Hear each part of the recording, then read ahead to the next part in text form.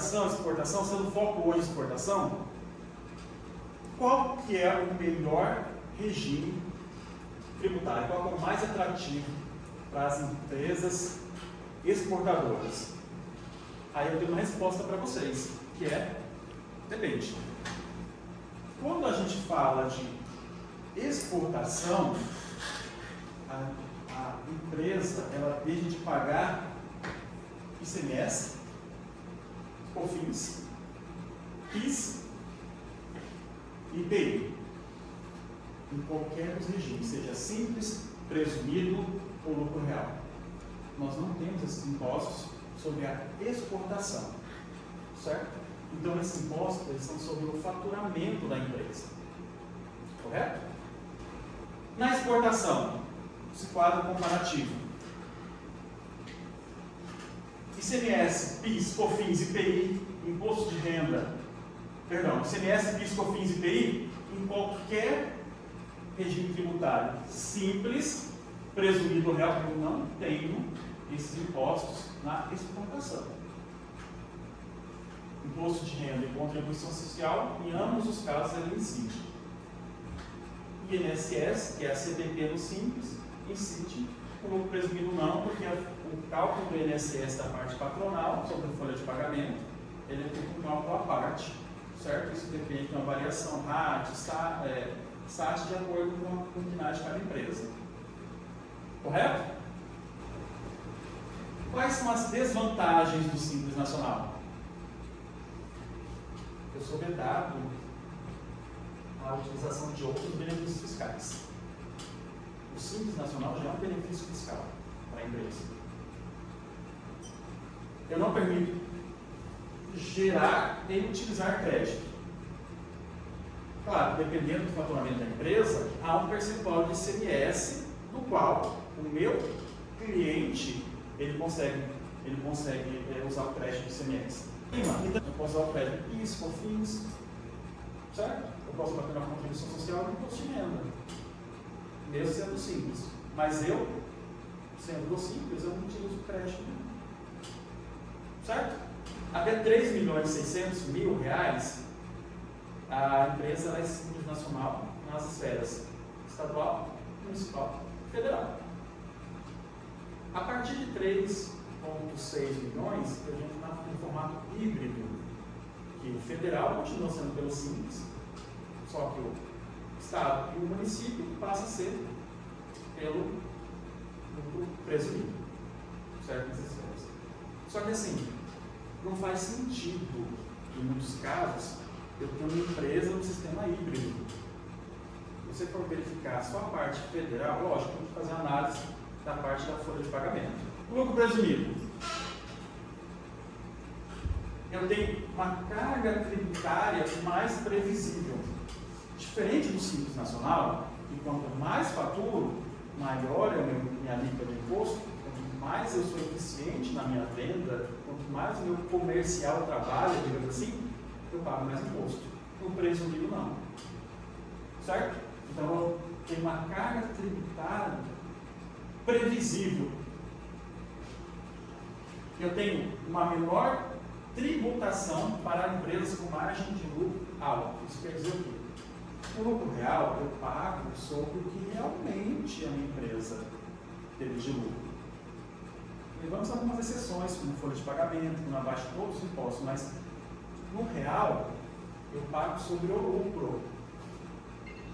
Então, se eu tenho a empresa que tem uma rentabilidade de lucro muito alto sobre na minha precificação, pode ser que o lucro real não faça sentido para mim. Eu não posso ser simples, de acordo com o meu faturamento, eu não posso ser do lucro real, porque a minha rentabilidade sobra do meu lucro é muito alto, então fica para mim a opção do lucro presumido. E também, o lucro presumido permite a utilização de benefícios fiscais. O Estado, o ICMS tem alguns benefícios fiscais que a gente pode estar utilizando no lucro presumido e também no real. Qual que é a desvantagem? A tributação do imposto federal é sobre o faturamento. Então, como eu disse, não importa se eu fechei um mês no vermelho com prejuízo, eu tenho parcela para contribuir ao fisco. Então, já presume-se que você teria um lucro com base nos percentuais do lucro presumido. Tanto simples como presumido, ele é um percentual de acordo com o faturamento e não de acordo com o resultado. Eu tenho um maior custo com a folha de pagamento. No presumido, eu tenho a parte patronal, o INSS. E eu tenho informações detalhadas enviadas ao fisco. Como que isso funciona? Na hora que a contabilidade de vocês vai entregar digamos, a DIPJ, a declaração anual, entrega o SPED. Lá no SPED, ele vai informar o fisco como foi a contabilidade no decorrer do ano. Fechando 2024, então nós temos até meados do ano que vem para entregar ao fisco como que foi a contabilidade da empresa do presumido. Por exemplo, se eu tenho uma conta estoque, certo? Uma empresa simples, ou distribuição de lucros, eu informo só os saldos em 31 de dezembro de cada ano. Se eu tenho a conta banco, conta caixa, em 31 de dezembro de cada ano. Quando eu estou no presumido, eu informo para a Receita Federal como que no decorrer do ano eu cheguei no saldo de cada conta contábil em 31 de dezembro. Claro, não é porque nós estamos no presumido que vai ter uma malha fiscal, não é porque estou no simples que eu vou deixar de ter uma malha fiscal. Todo mundo está acompanhando, né? Todo mundo sabe que hoje a movimentação bancária ela é informada, os bancos informam a movimentação bancária, né? Da pessoa física, da pessoa jurídica. A STF julgou agora, né? Que não é inconstitucional, que é a questão da quebra do sigilo. Então veja, quando eu faturo pelo simples, a Receita fica sabendo através da minha contabilidade o saldo de cada conta em 31 de dezembro de cada ano. Quando eu tenho a empresa no real ou no presumido, é como que eu cheguei nesses saldos. Então, se a sua conta banco ela não está muito bem alinhada com a sua contabilidade, tem um pouco de cuidado. Não só no simples, mas no presumido real, ela tem, digamos que o fisco ele evidencia muito mais, ele tem muito mais informações sobre como está a sua empresa através do SPED contábil. Ok? Vamos lá. Aí no lucro real. Como eu já falei, lucro real, o lucro se imposta sobre o lucro com base real no lucro aferido da empresa. Qual que é a vantagem do lucro real? Também não tem limite de faturamento. Não é igual o simples que eu tenho ali 1,6 milhões, 4,8 milhões, certo? Permite a utilização de benefícios fiscais. Eu posso compensar o meu prejuízo fiscal. Isso quer dizer o quê? Se eu fechei no vermelho um mês, eu posso estar compensando nos demais meses esse prejuízo fiscal. Nós temos que analisar o seguinte: fatores que interferem na escolha do regime tributário. Primeiro, meu faturamento. Faz sentido você lucro presumido no lucro real se uma empresa faturar 20, 30 mil por mês? Compensa ficar no simples. Custo, como eu falei, vai interferir, o seu regime tributário interfere no custo do seu produto. Margem de lucro. Se eu tenho uma margem de lucro se é muito alta a minha margem de lucro, não faz sentido às vezes o lucro real para mim. Se o meu cliente é consumidor final ou não, se eu estou no presumido do lucro real, nós estamos falando de FAO. No simples nós temos de FAO por enquanto. Que é o imposto máximo. E minha folha de pagamento. Claro, voltando a falar que nós estamos falando das unidades da folha. Até porque esse ano é um cálculo, ano que vem ele vai mudando de acordo com cada ano. Mas se minha folha de pagamento é muito alta, o que faz sentido? É tudo análise tributária. Então, assim, na sua decisão estratégica, qual que é o melhor momento de mudança do regime tributário? É agora, em dezembro, em janeiro. vai depender da análise tributária que é feita com a sua empresa, com a sua comunidade. Então, né? A gente vai trazer aqui para vocês um pouquinho sobre como vocês se preparam para essa negociação internacional. Então, alguns conceitos básicos para aquelas empresas que já estão conversando com algum comprador, que já fizeram uma exportação mais simples. Enfim, como que vocês começam a se preparar para acessar o mercado. E depois a gente encerra falando um pouquinho sobre como prospectar compradoras. Então, para aquela empresa que ainda não iniciou de fato a exportação, ainda não tem um contato específico com esse mercado externo. E aí a gente começa olhando como é o cenário das exportações quando a gente fala de Brasil, né? Como que o Brasil hoje se posiciona quanto um país exportador. E aí é até bastante curioso quando a gente olha esses números, mas a gente puxou esse estudo que foi feito em parceria com o governo da Receita Federal. E em 2023 tinham aproximadamente 20 milhões de CNPJs ativos na base da Receita Federal como potenciais exportadores. Mas, de fato, em CNPJs que concluíram uma exportação, que foram até o final de 2023, esse número cai para 28 mil. Ou seja, dos 20 milhões de potenciais empresas exportadoras, somente 0,13% de fato concretizou uma exportação em 2023. Então, isso mostra que o Brasil ainda está caminhando na cultura exportadora, ainda está trazendo isso para dentro das empresas. E vocês aqui hoje já mostram que vocês são empresas diferenciadas por já estarem atentos a essa fatia, já estarem atentos ao potencial do mercado. E aí, quando a gente olha especificamente para o Paraná, essa pesquisa que eles fizeram foi sensacional, porque eles esmiuçaram o regime tributário, o tamanho das empresas que exportaram. Então, 28 mil foi no Brasil como um todo. Quando a gente olha para o Paraná em específico, dos 100% de CNPJs exportadores do Paraná, 21% estavam enquadrados como microempresa e MEI, 18% como empresa de pequeno porte e 61% em médias e grandes. Então, a gente percebe que a exportação ela está indo uma realidade mais forte nas médias e grandes empresas, mas a gente já tem uma representatividade das micros e pequenas empresas crescendo nesse sentido. Então, o Paraná foi responsável por um faturamento de 28,6 bilhões de reais em 2023 no que tange as exportações. Quando a gente olha um pouquinho para o setor da moda, né, quando a gente nicha um pouco nesse aspecto, em 2023 o setor da moda em específico faturou aí quase 956 milhões de dólares, isso considerando o Brasil como um todo, tá? E aí a gente fez aqui um levantamento para trazer para vocês, pelo menos assim, os grandes grupos do setor da moda, quais são os principais destinos onde esses produtos estão indo. Então, tudo no comércio exterior é pautado na NCM, na classificação fiscal, como a gente conversava mais cedo. Quando a gente olha para o setor da moda em específico, existem dois grandes grupos, os produtos que vão começar com 61 e vão começar com NCM 62. A gente puxou a movimentação para olhar quais são os principais destinos e quanto que o Brasil exportou dessa classificação fiscal em 2023. Quando a gente olha para o início 61, então pensem em todos os produtos de vocês, que a NCM comece com os códigos 61. Os principais países, a gente trouxe aqui o top 5 e a gente tem basicamente a América Latina com uma força muito grande, né? A gente tem Paraguai e Uruguai, depois entre os Estados Unidos, Argentina, Chile, Bolívia, enfim.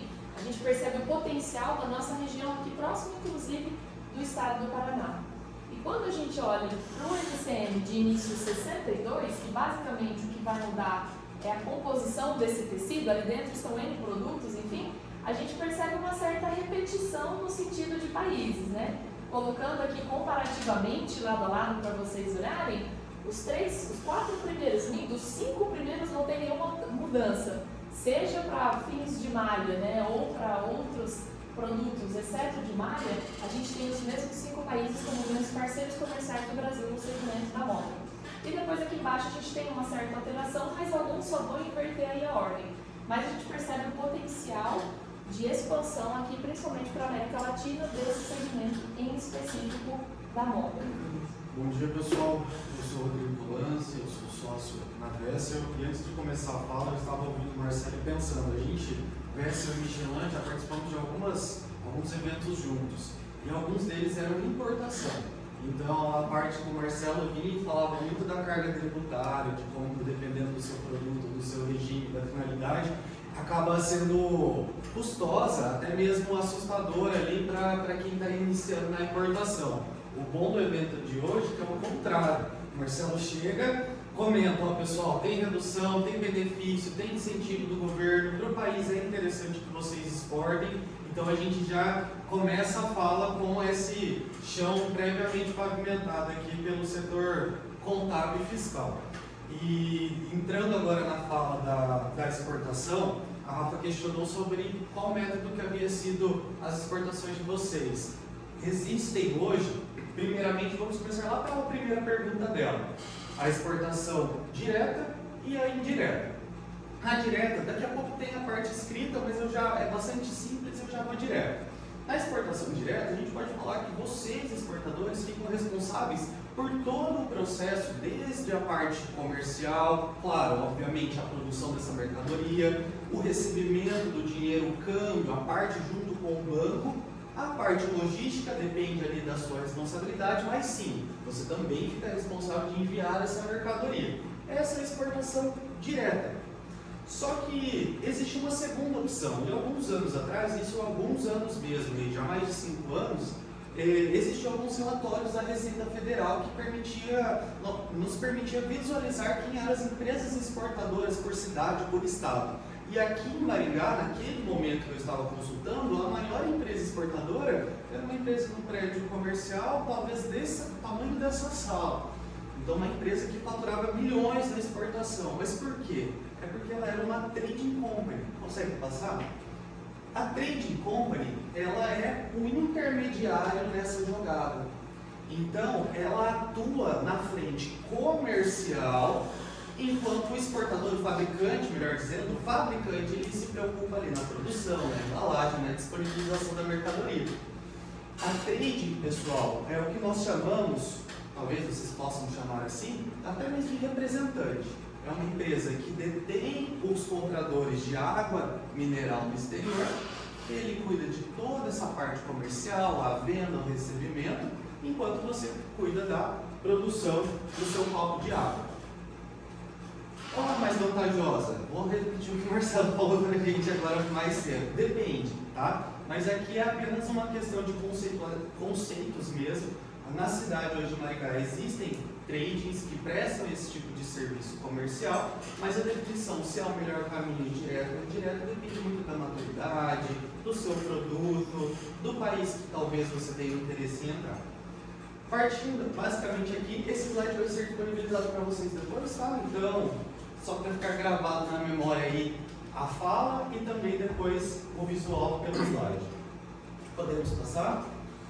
A segunda pergunta da Rafaela foi no quesito de o tipo, a gente aqui tem exportação direta e indireta, mas agora no sentido qual foi a liberação alfandegária que aconteceu com essa exportação de vocês.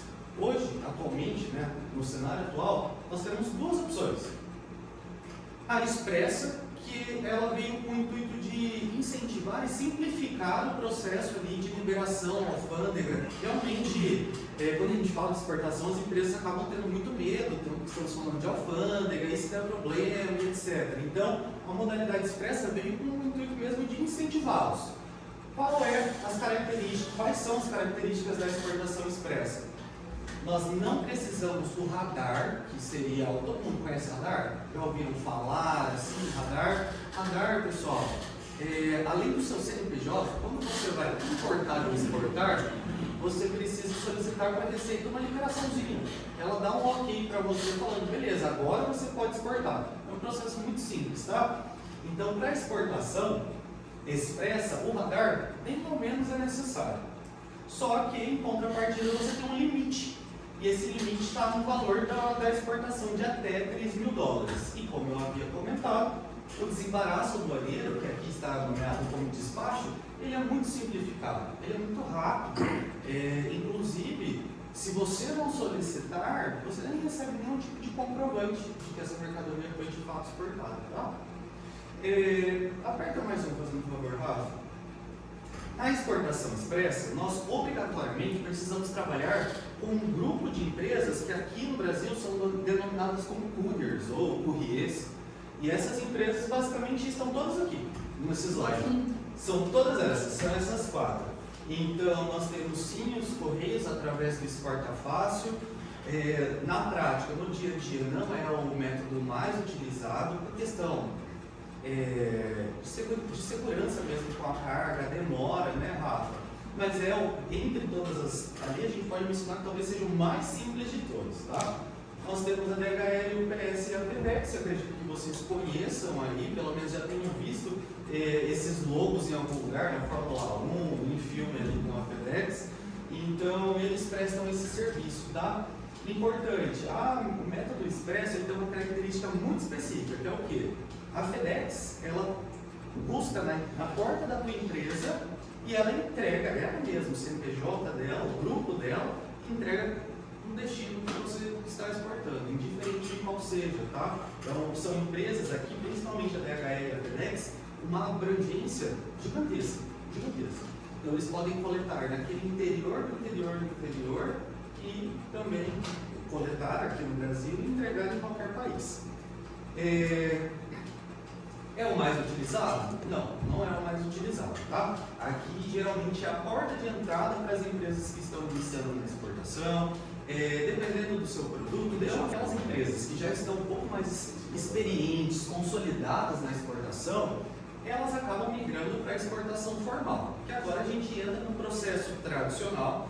E ali, é claro, a gente vai mostrar um pouquinho do fluxograma. O objetivo aqui não é ser exaustivo, possivelmente esse nosso bate-papo traga mais algumas dúvidas, traga insights sim, mas traga mais algumas dúvidas que dentro desses nossos minutinhos não é suficiente para nossa análise. Então, realmente o intuito aqui, como o Marcelo iniciou a conversa, é um bate-papo. Então, se vocês tiverem dúvidas, nos interrompam.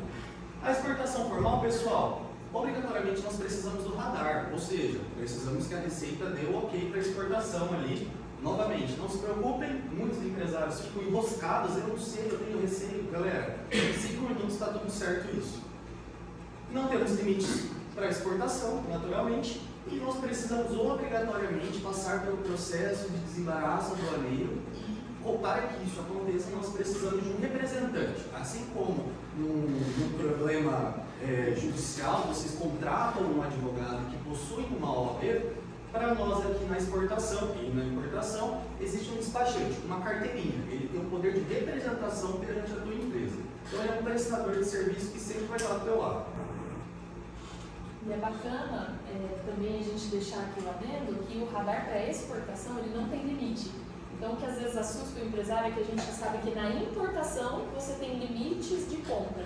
Mas na exportação, não tenham isso em mente. O governo quer fomentar e facilitar. Então, se você tiver o radar no primeiro nível, que é o mais simples, você já pode exportar vários milhões de dólares. Ele é o mesmo radar para importação, só que para exportação ele não tem implicação nenhuma questão lá. Exatamente. Nenhum teto. Então, se você tiver no primeiro nível, que para importação seria 50 mil dólares, para exportação você não tem limite algum. Você pode, numa primeira venda, vender 500 milhões de dólares. Tá? Não tem nenhuma limitação nesse sentido. Novamente, tudo isso porque o governo ele tem o objetivo de fomentar. A exportação quer dizer que dinheiro de outro país vindo para o nosso cofre. Então, para ele, quanto mais melhor. O contrário da importação, né? Na importação, quando nós compramos ali aquela blusinha da Shein, a gente está tirando dinheiro do brasileiro e colocando no bolso diferente de onde vem, né? Essa mercadoria. Pessoal, agora nós temos aqui 50% talvez que já conheça o processo de exportação e uns outros 50% aqui que talvez não esteja tão familiarizado. Não existe receita de bolo. A gente pode apresentar ali quais são os ingredientes, mas a ordem talvez vai depender do clima, da temperatura, da pressão que existe dentro da empresa de vocês. Aqui é um fluxograma bastante simplificado e provavelmente vocês vão bater no olho falando que isso aqui a gente faz ao contrário.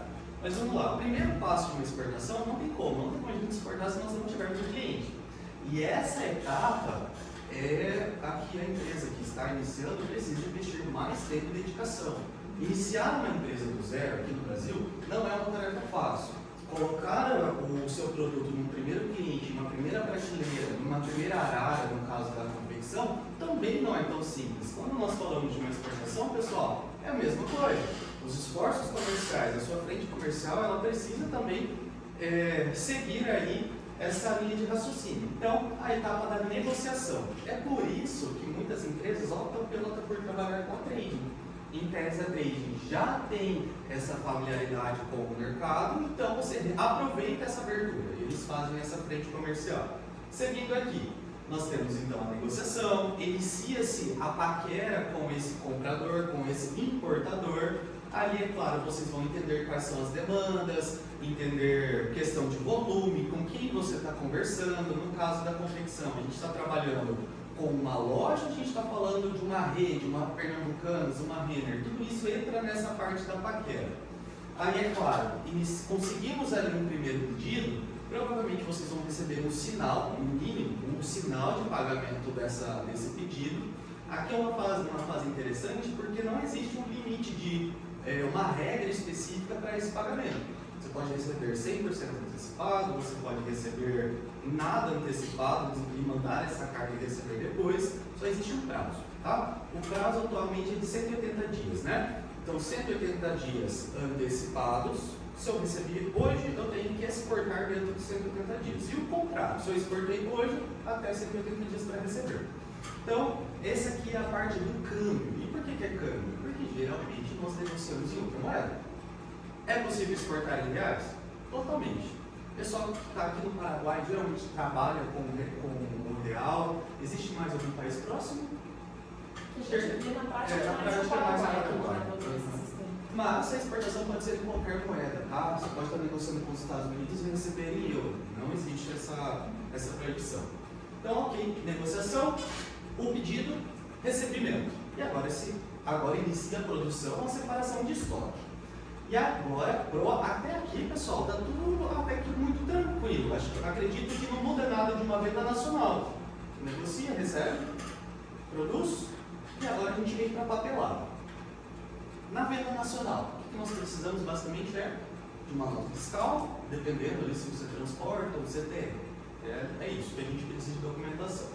A exportação, ela requer alguns documentos adicionais. E assim, nós aqui já temos vários anos de Comex, né? A Patrícia também já trabalhamos atendendo empresas que estão iniciando na exportação. Eu acho que esse também é um dos grandes medos, né? Ou uma das grandes dificuldades. Mas acredito que a grande virada de chave é entender que todas as informações que nós precisamos para a papelada da exportação, vocês vão ter dentro do pedido, dentro do seu sistema. Não tem nada. É a mesma coisa do que uma nota, a maioria, né? Muito parecido com uma nota fiscal, só que escrita de outra forma, só que escrita em inglês, escrita em espanhol, num layout diferente, num lugar diferente, mas as informações estão ali.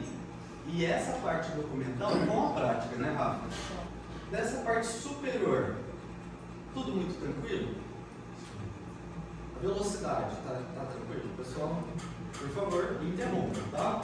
Alguém que já identificou alguma diferença dentro do fluxo interno das empresas? Muito parecido. Muito parecido? Beleza. Vamos para a próxima parte.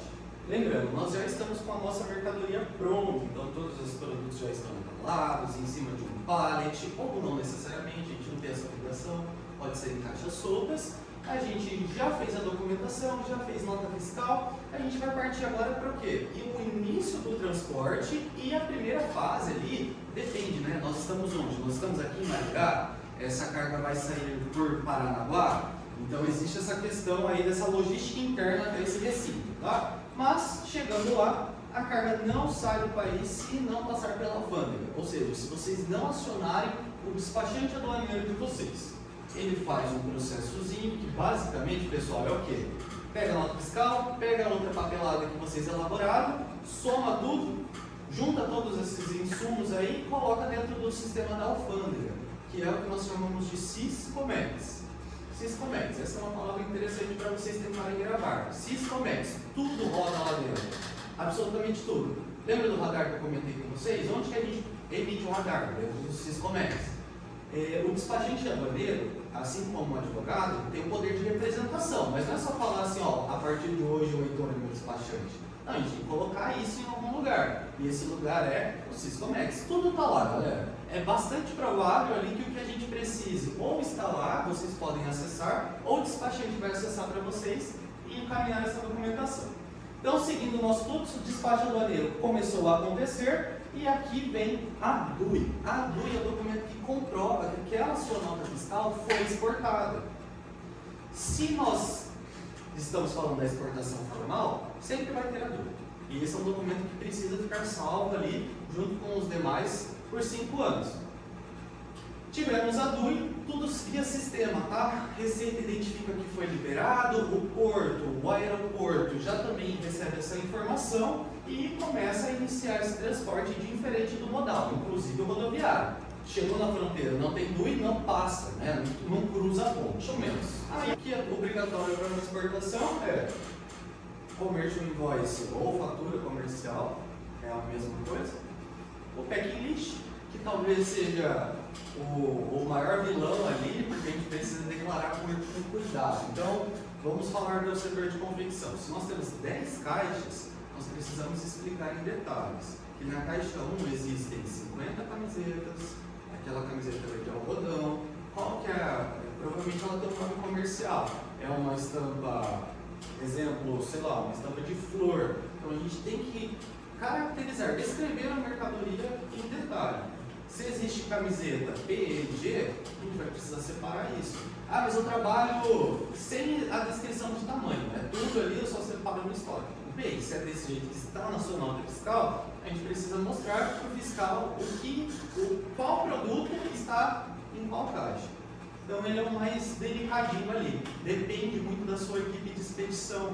Se a sua expedição pega o pedido, separa tudo, bota das caixas conforme dá, e você não faz esse rastreio, esse documento fica capenga. E às vezes aqui no Brasil passa, mas chega lá no importador, o cara passa pela alfândega, o fiscal dele fala, beleza, eu quero ver então aqui boné. Boné de algodão, cor preta. Tá na caixa 5? Vamos na caixa 5. Não tá na caixa 5, aí isso é um problema. Packlist, então esse é o cara, também tem o pessoal que chama de romaneio, mas é o packlist. Conhecimento de embarque, aí depende do modal, mas basicamente é o transporte ali, né? Assim, a gente tem um nome para o aéreo, um nome para o marítimo, um nome para o rodoviário. Não vou repetir todos, porque eu acho que acaba confundindo, tá? A DUI, que eu havia comentado, e a nota fiscal. Esses são os documentos que toda exportação vai ter. Então, partindo para a parte da documentação em específico, quais são, né, traduzindo aqui um pouquinho para vocês, quais são todas as documentações obrigatórias que vão acompanhar o produto. A primeira delas é a Proforma Invoice, que muito provavelmente todos vocês que já exportaram precisaram fazer para receber o pagamento em moeda estrangeira. Então, a Proforma Invoice ela é basicamente um orçamento. Então, hoje, cada vez que você vai atender um cliente do mercado nacional, você deve ter a sua tela, como o teu comercial emite um orçamento e entrega para o cliente. A Proforma Invoice ela tem a mesma lógica, só que ela tem esse nome internacional porque a gente está falando do comércio exterior. Mas ali é importante que estejam descritos todos os detalhes da negociação. É o que a gente fala, quanto mais detalhistas vocês forem, maior a proteção do exportador. Então, vou colocar a descrição precisa do produto, do tamanho, ou se for alimento, do peso, do percentual, da tabela nutricional. Pensem na característica técnica mais importante do seu produto e descrevam na Proforma. Se eu vou embalar em pallet, se eu vou colocar em 5 alimentos dentro de uma caixa, 10 caixas no pallet, sejam precisos e preciosos na descrição da Proforma Invoice. Porque uma vez que o teu importador aprovar esse orçamento, é aquilo que ele espera receber. Então, por isso que a gente sempre fala que a Proforma tem que ter lá prazo de entrega, prazo de produção, todos os detalhes minimamente descritos. E é com esse documento que o teu comprador lá no país dele vai pagar para você por essa compra. Então, a gente precisa colocar nesse documento o seu canal bancário internacional. Poxa, eu nunca exportei, eu não tenho ainda um canal bancário. Na realidade, vocês têm. Toda vez que você abre uma conta jurídica no banco, automaticamente cria-se uma conta versão internacional. Então, é só vocês chegarem até o banco, que vocês têm melhor relacionamento, e pedir pela conta para recebimento em dólares, para recebimento em euro, enfim, cada banco tem uma prática em específico. Mas qual é, então, a primeira função da Proforma Invoice? Ajustar todos os pontos da negociação e ser o canal como vocês vão receber esse pagamento da entrada. Então, por isso que ele é o documento que a gente traz como número 1, porque é em cima dele que todo o restante vai acontecer. No momento que aquele teu comprador pagou para você, todos esses que vêm na sequência vão descrever aí essa tua operação. Então a gente montou uma proforma, ele remeteu o pagamento, recebi na minha conta 30, 40, 50, 100%, enfim, aí vai da negociação de vocês. Depois que você recebe, você começou ali a sua produção. Ou você já tinha em estoque, você começou a separação, enfim. Terminou a sua carga, a gente precisa mandar os documentos para que ele faça a liberação no país de destino e que a gente faça a liberação aqui no Brasil. Então a Proforma Invoice, ela literalmente termina no momento em que a sua carga está pronta. Você gera, recebe o pagamento, produz a mercadoria. Mercadoria está pronta, a gente encosta a Proforma. Ela não tem mais função nesse momento, ela já cumpriu o 100% da função, que era alinhar a negociação e receber o pagamento. A Proforma, ela evolui para um outro documento que se chama a Commercial Invoice. Aí, para ajudar, o nome dos dois é praticamente igual, troca só o primeiro, é bem fácil assim para criar uma confusão, né? Mas basicamente a Commercial Invoice, ela é uma réplica da nota fiscal, só que com validade internacional. A nossa nota fiscal só vale até a fronteira do Brasil. A Angola, a Suíça, a Suécia, eles não estão nem aí para a nossa nota fiscal. Então a Commercial Invoice, ela vai espelhar todas as informações da nota fiscal e vai conter tudo aquilo que é obrigatório para o teu importador. Então, por exemplo, a gente trouxe aqui já alguns casos na fala, né? Mas dependendo do país importador, a forma como você descreve o produto tem uma ordem específica, a forma como você apresenta os seus dados, os dados de quem está comprando, o valor da mercadoria. Cada país tem uma regra. A nossa Receita Federal, ela tem um guia de boas práticas para essa documentação. Cada Receita Federal vai ter o seu respectivo guia. Então, o que a gente sempre orienta? As empresas têm que montar a Commercial Invoice, isso é uma responsabilidade nossa quanto exportador. Vocês podem, claro, terceirizar isso, mas vocês, quanto exportadores, que precisam gerar esse documento. E a gente precisa enviar essa Commercial Invoice para o nosso importador analisar antes mesmo da mercadoria sair da fábrica. Ele precisa olhar esse documento e falar: Rodrigo, aqui no cabeçalho, a minha legislação pede que você troque isso. O peso bruto, a forma como você descreveu, eu preciso que esteja nessa posição. Então, o importador ele vai calibrar a invoice para que esteja de acordo com a liberação. Dificilmente eles vão pedir alguma coisa que seja irregular com a nossa Receita Federal. Pode acontecer deles pedirem para a gente tirar alguma informação que a nossa Receita Federal obriga? Pode. Mas aí cabe a nós falarmos: olha, essa informação, peso bruto, peso líquido, eu preciso manter porque é obrigatório para a Receita Federal do Brasil. Qual que é a melhor alternativa para quem vai exportar?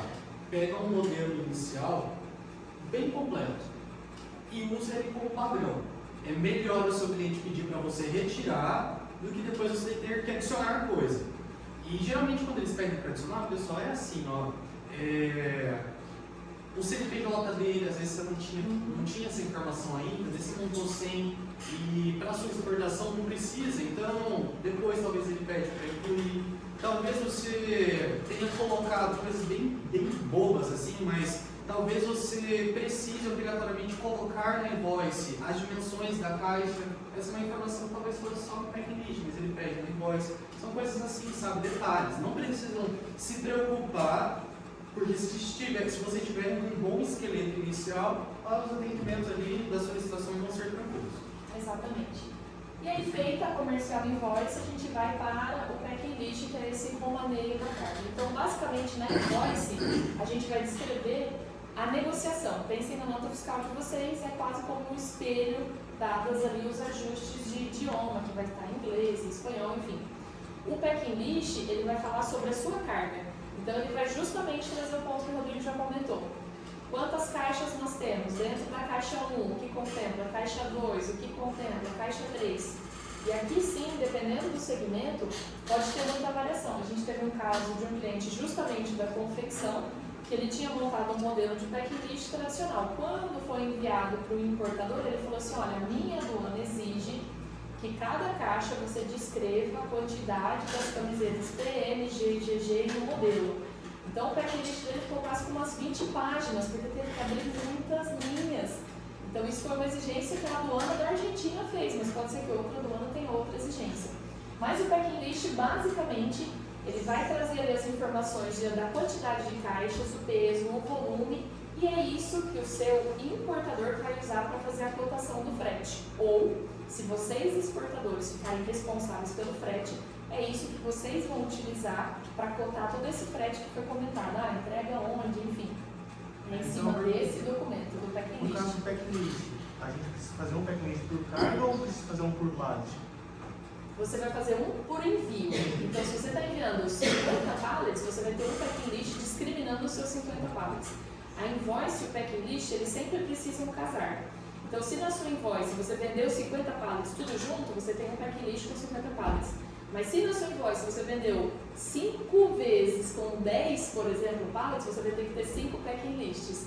A informação ela sempre tem que ser integrada, porque depois a Receita Federal vai juntar tudo isso, todos esses 5 documentos principais que a gente trouxe, e vai ver se essas informações estão batendo. Tá? Então você pode ter 15 containers, por exemplo, no mesmo packlist, desde que na sua invoice você também tenha vendido 15 containers. Tá? Tudo precisa estar bem alinhado nesse sentido. E depois, quando a gente tem invoice, packlist, ficou decidido, vai ser rodoviário, aéreo, marítimo, enfim, a gente vai para a parte do conhecimento do embarque. Então, o conhecimento do embarque é o transportador que emite. Se for um caminhão, é a transportadora. Se for marítimo, é a companhia marítima. Se for aéreo, é a companhia aérea que vai emitir. Mas nós, com a invoice e o packlist, nutrimos de informação para que eles possam emitir esse documento. E a gente precisa conferir se eles fizeram isso corretamente, tá? Então, a gente tem que analisar antes que isso saia, para a gente conferir se não tem algum erro, porque senão eles cobram. O comércio exterior cobra tudo. Se o documento foi, precisou trocar, tem custo e custo em dólar. Então, quanto antes a gente corrigir e garantir que está saindo certo, menor vão ser as despesas surpresas aí para vocês. E esse conhecimento de embarque ele vai garantir a propriedade da carga. Então, quem tem esse papel é o dono efetivo. Desse slide, a gente já falou um pouquinho, e só um ponto importante. Lembra que a Rafa comentou que a nota fiscal não tem validade no exterior? Ela realmente existe DANF lá fora, mas o que muda dentro da DANF é a invoice, commercial invoice. A gente chama só de invoice na prática, tá? É que a nota é sempre em reais, não existe nota em outra moeda, é a invoice na moeda negociada. Então, tá aqui e a DUI é basicamente uma somatória de tudo que a gente já falou até agora. Podemos passar? Aqui, pessoal, já tinha isso lá atrás e eu comecei a falar e perdi a fala. A Rafaela lá no início comentou onde não, né? Para onde aqui a exportação de confecção acontece. Basicamente, a gente tinha Mercosul e Estados Unidos. Basicamente. Por que tem forte Mercosul na maioria dos produtos que nós vamos exportar? Esse acordo comercial é um acordo entre os países, tá? Ele fala o seguinte: se o brasileiro estiver vendendo uma confecção, um fertilizante, algo que foi produzido no Brasil, o cliente do Mercosul não paga imposto de importação. Então, no caso da farinha de mandioca, se você encontrar o seu cliente aqui no Mercosul, ele não paga imposto de importação. Para ele é mais barato comprar do que comprar, por exemplo, da Indonésia, que pode ser o maior produtor de farinha de mandioca. Já existe uma galera lá já que exporta para o Paraguai. Da Indonésia? Não. Jesus! Não, do Brasil para o Paraguai. Isso, Paraguai, exato. Bolívia. É por isso, porque, primeiro, a logística. Um ponto importante. Alguém me pedir para mandar uma carga para o Ceará, eu não sei o que fazer. Para mim é muito mais fácil mandar para outro país do que galera, a logística interna nossa ela é burocrática, é difícil, ela é cara. Então, o Paraguai é muito perto e o rodoviário é muito tranquilo.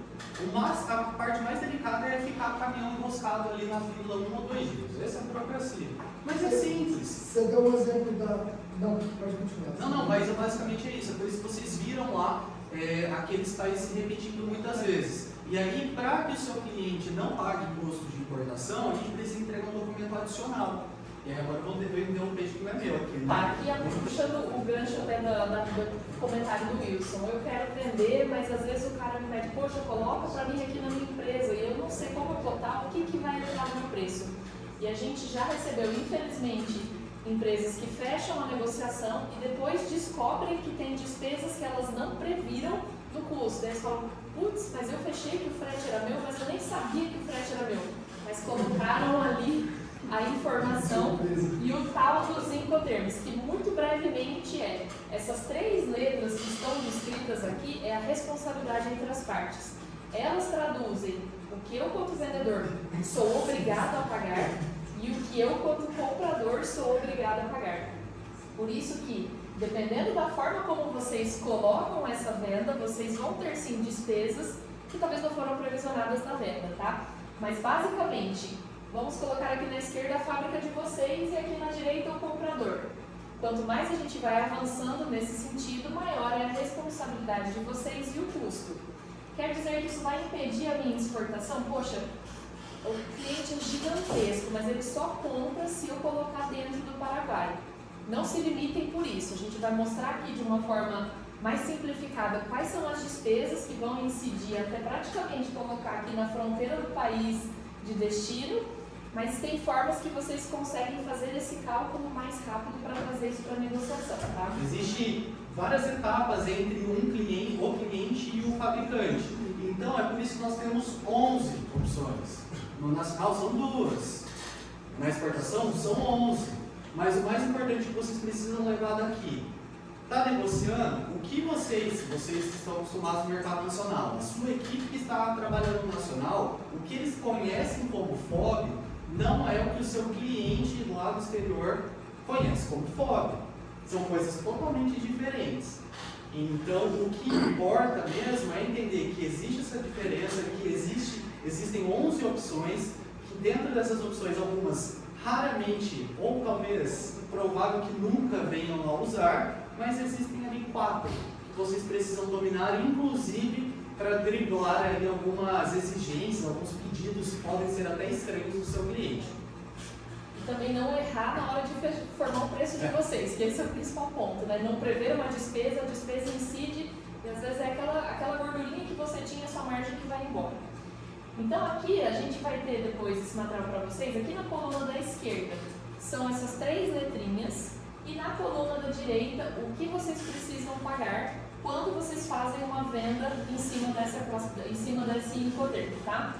Então, na primeira linha, a gente tem 2 formas como vocês podem descrever essa venda. O EXW, que a gente fala como Ex-Works, ou o FCA Fábrica. O que significa se vocês venderem nesta ou nessa classificação? O único custo de vocês, além da produção, então aqui eu não estou entrando no mérito do produto de vocês e do processo produtivo, tá? Além da produção, vocês só precisam pagar o despacho aduaneiro. Então, nesse sistema, quando a gente tem EXW ou o FCA Fábrica, significa que o teu comprador vai vir buscar dentro da sua empresa esse produto. Então, vocês só precisam pagar o despacho aduaneiro.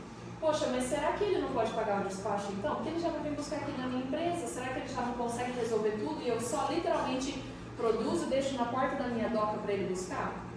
Infelizmente, a legislação brasileira não permite que empresas estrangeiras realizem o despacho e desembaraço aduaneiro no Brasil.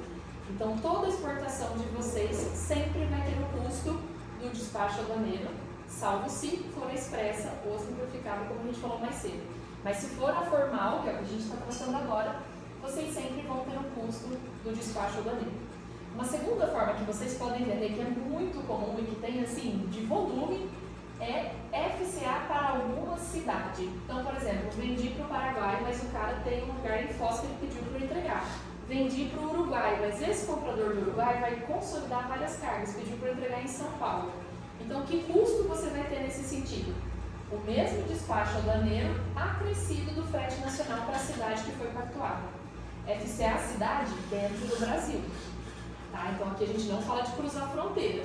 A gente só fala de que ao invés dele retirar na sua fábrica, ele vai te pedir, poxa, entrega aqui para mim em Paranavaí, por exemplo, que eu vou consolidar. Percebam que aqui então a gente tem despesa de despacho quando ele tira da fábrica, ou se ele pede para entregar numa cidade no Brasil, eu só vou acrescentar o frete nacional. Quando a gente fala de FOB na exportação, significa que, além de você pagar o despacho aduaneiro e o frete nacional, você precisa pagar todas as despesas do porto ou do aeroporto de saída e ainda algumas despesas acessórias ao frete internacional. Aonde que acontece a maior parte das confusões? Nesse ponto aqui. Vendo o FOB, para nós o FOB ele vai retirar aqui. Aí você fechou a negociação e fala, nossa, minha margem está linda. Ele vai retirar aqui na minha empresa, não tem custo nenhum. Só que o foco, ele espera que esteja dentro do container, dentro do navio lá em Paranaguá. E aí você tem todas essas despesas que você não previsionou. Então essa é a grande atenção. Vocês venderam FOB para um porto ou FCA para um aeroporto, se a sua responsabilidade é entregar dentro desses locais, se atentem a todas essas despesas adicionais que vão ser incidentes ali na sua operação de exportação. E para coroar tudo isso, o CIF do mercado nacional, que seria, ok, eu vou te entregar então, eu vendo o CIF, vou te entregar o seu endereço aqui dentro do Brasil. O CIF da exportação significa que além do despacho, do frete, das despesas do porto, das despesas acessórias ao frete internacional, eu ainda pago o frete internacional e o seguro. Ou seja, eu literalmente, eu CIF, né? Se for nesse sentido, eu CIF mesmo. Se não tem a conta desse tipo de valor. Sinto muito porque vai doer. Você vai pagar inclusive o frete até a fronteira do país de destino, tá? E aí entra aí uma dúvida, poxa, eu tenho medo de fazer uma venda porque eu não consigo previsionar essas despesas. Existem N empresas que podem assessorá-los justamente nesse sentido, na projeção e na previsão dessas despesas. Então, na fase de negociação, se atentem a essa tabelinha, guardem, deixem ela ali, recorta, cola ali do lado do monitor para o seu time comercial ter essa ciência também. E o meu cliente insiste. Exemplo, o segmento de alimentos, muitas vezes é só CIF, os importadores não negociam, eles querem colocar no porto. Se você não se adequar, você não vende. Então, vamos abrir para essa possibilidade de adequação e esse estudo. Um ponto importante, FOB e CIF para exportação é só marítimo. Então, assim, já vem totalmente a diferença do que tem lá no seu sistema que vai para a nota fiscal. Só uma consulta, geralmente vocês conseguem lembrar qual foi o termo que foi negociado nas exportações? Legal. Complexo. Vocês lembram? Dá um chute? Não? Lembra? Esse não dava expresso? Maioria expressa. Então, daí nesse caso é dado. Porque daí é um que a gente nem vai comentar porque ele já está lá na frente. Então, tem várias opções aqui, tá pessoal? Quem está iniciando, por onde começa? Lá em cima. Ó, quem está começando é lá em cima. Claro, existem situações, etc., mas geralmente a negociação é pautada nesse sentido aqui. Você sabe que vai ter aqueles 500, 800 reais de custo. Ingresso. Ok? Vamos seguir? Então tá bom, gente, assim, a gente vai ser bem agora rápido, sucinto, rasteiro e ligeiro, como diz o ditado. Mas quando a gente fala da prospecção de compradores, a gente sempre precisa pensar nessa palavra que eu adoro que a gente pega a palavra do inglês e traduz, né? O omnichannel já virou omnicanal para a gente não ficar muito gringo nas nossas palavras. Mas a gente sempre precisa pensar em mais de uma esfera, né? Aqui são os top 3 grandes pilares estratégicos que vocês precisam puxar para dentro da empresa ao almejar e acessar o mercado internacional. Quando a gente fala de estudo de mercado, mesma lógica que até o Rodrigo comentou aqui. Quando vocês começaram na empresa e foram fazer as primeiras prospecções comerciais, qual foi o ponto de partida? Dificilmente vocês inferiram alguma coisa, vocês tiveram acesso a algum dado, algum estudo, vocês souberam de alguma fonte quem era esse público-alvo que vocês iam trabalhar, onde ele compra, o que ele consome, o que ele gosta. Então, para o mercado internacional é essa mesma lógica. A gente tem quase 200 países pelo mundo. Vários deles podem ser potenciais consumidores do produto de vocês. O ponto de partida para eu definir por onde eu começo é justamente fazendo esse estudo de mercado, como foi perfeitamente pontuado. Você recebe a demanda do cliente e estuda esse mercado para ver a aderência. Mas todos os países possuem câmaras de comércios e embaixadas respectivas que vão também fornecer serviços e materiais para vocês estudarem e entenderem o mercado. Algumas empresas privadas também desenvolvem esse trabalho, mas nada vai substituir a boa visita em loco. Ainda mais vocês à frente das empresas, conhecem o produto, conhecem o perfil do consumidor. A gente está falando aqui que uma boa parte da América Latina próxima é acessível, então vale muito a pena. Quero vender para a Colômbia. Marcar uma agenda, faz uma visita, visita as embaixadas brasileiras na Colômbia, visita contadores, visite empresas, vá no mercado, vá nas lojas, vá onde o seu produto é um canal de venda para você sentir a dinâmica daquele mercado. Classe, nós trouxemos de exemplo o que é com a ABIT. Com a ABIT, que é o PEX Brasil. A PEX pega, investe ali dinheiro na ABIT e desenvolveu o Tex Brasil, que é para levar as indústrias de confecção para o exterior, para feiras, eventos, prospecção, tem estudo de mercado. Muitos desses tem que pagar uma mensalidadezinha ali, 100, 200, 300, depende do faturamento. Mas tem outros que eles estão precisando de associados, é de graça participar. Você entra lá, começa a receber relatórios, lista de comprador, está tudo pronto. Então é mais aqui, para nós finalizarmos, é mais para orientá-los de onde ir buscar informação, porque a informação existe. Tá bom? Tem mais alguma coisa? Não, é isso, pessoal. A gente acabou estourando aqui um pouquinho do tempo. Agradecer imensamente a abertura do pessoal do sindicato, do Sindivest e dos outros sindicatos que convidaram. Agradecer vocês também pelo tempo, pela disponibilidade aqui nessa manhã. E qualquer dúvida que vocês tenham, estamos aqui, o pessoal da Michelin, da Vessel, enfim. Invistam no mercado internacional, pessoal. Não esperem resultados rápidos para construções sólidas. Então tenham cadência, tenham a disciplina e a constância que vocês vão colher esses frutos com certeza. Muito obrigado, pessoal.